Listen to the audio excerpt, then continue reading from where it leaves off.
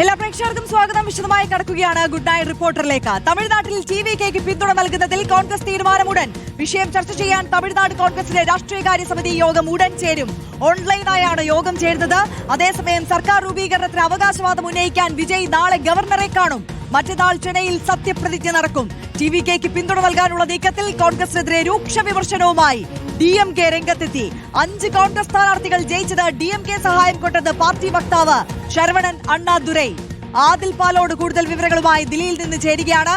ആദിൽ, ഇന്ന് ചേർന്ന ഹൈക്കമാൻഡ് യോഗത്തിൽ കൈ കൊടുക്കാമെന്നുള്ള ഒരു തീരുമാനത്തിലേക്ക് തന്നെയല്ലേ എത്തിയത്? അങ്ങനെയെങ്കിൽ ഇപ്പോൾ ചേരാൻ പോകുന്ന രാഷ്ട്രീയകാര്യ സമിതി യോഗത്തിലും ടിവികെക്ക് പിന്തുണ നൽകാമെന്ന തീരുമാനത്തിലേക്ക് തന്നെ എത്തില്ലേ? ഉറപ്പായും അങ്ങനെ ഒരു തീരുമാനത്തിലേക്ക് എത്താനുള്ള സാധ്യത തന്നെയാണ് കാണുന്നത് ആര്യ. ഹൈക്കമാൻഡ് യോഗം ചേർന്ന് മല്ലികാർജുൻ ഖർഗെയും രാഹുൽ ഗാന്ധിയും KC വേണുഗോപാലും ചേർന്നെടുത്ത തീരുമാനം തമിഴ്നാട്ടിലെ കോൺഗ്രസ് നേതാക്കൾ തമിഴ്നാട്ടിലെ രാഷ്ട്രീയകാര്യ സമിതി യോഗം ചേർന്ന് ഇക്കാര്യത്തിൽ ഒരു അന്തിമ തീരുമാനം എടുക്കട്ടെ എന്നുള്ളതാണ് ഇന്നെടുത്ത തീരുമാനം. അതുകൊണ്ട് തന്നെയാണ് അടിയന്തരമായൊരു യോഗത്തിലേക്ക് തമിഴ്നാട്ടിലെ കോൺഗ്രസ് നേതൃത്വം പോയിരിക്കുന്നത്. അടിയന്തരമായി ഇപ്പോൾ യോഗം ചേരുകയാണ്. ഓൺലൈനായാണ് യോഗം ചേരുന്നത്. ടിവിക്ക് പിന്തുണ നൽകണമെന്ന് ആവശ്യപ്പെട്ടുകൊണ്ട് കോൺഗ്രസിന് സംഘടനാകാര്യ ജനറൽ സെക്രട്ടറി കൂടിയായ KC വേണുഗോപാലിന് കത്ത് നൽകിയിരുന്നു. ഇതിന്റെ അടിസ്ഥാനത്തിലാണ് ഔദ്യോഗികമായ ഒരു ചർച്ച ഇപ്പോൾ ഓൺലൈനായി നടക്കുന്നത്. അത് ടിവിക്ക് പിന്തുണ നൽകാൻ തന്നെയാകും എന്ന കാര്യത്തിൽ ഏകദേശ സൂചനകൾ വന്നു കഴിഞ്ഞിട്ടുമുണ്ട്. ഏതായാലും അപ്പോഴും പ്രശ്നമുള്ളത് 118 സീറ്റുകളാണ് കേവല ഭൂരിപക്ഷത്തിന് വേണ്ടത്. 5 സീറ്റുകൾ കോൺഗ്രസ് നൽകിയാലും മറ്റ് 5 സീറ്റുകൾ കൂടി കണ്ടെത്തേണ്ടി വരും ടിവിക്ക് എന്നുള്ളതാണ്. അങ്ങനെ ഒരു ആശയക്കുഴപ്പം നിലനിൽക്കെ തന്നെയാണ് അടുത്ത ദിവസങ്ങളിൽ സർക്കാർ രൂപീകരണവുമായി മുന്നോട്ട് പോകാൻ, സത്യപ്രതിജ്ഞയുമായി മുന്നോട്ട് പോകാനുള്ള തീരുമാനത്തിലേക്ക് ടിവിക്ക് പോകുന്നത്.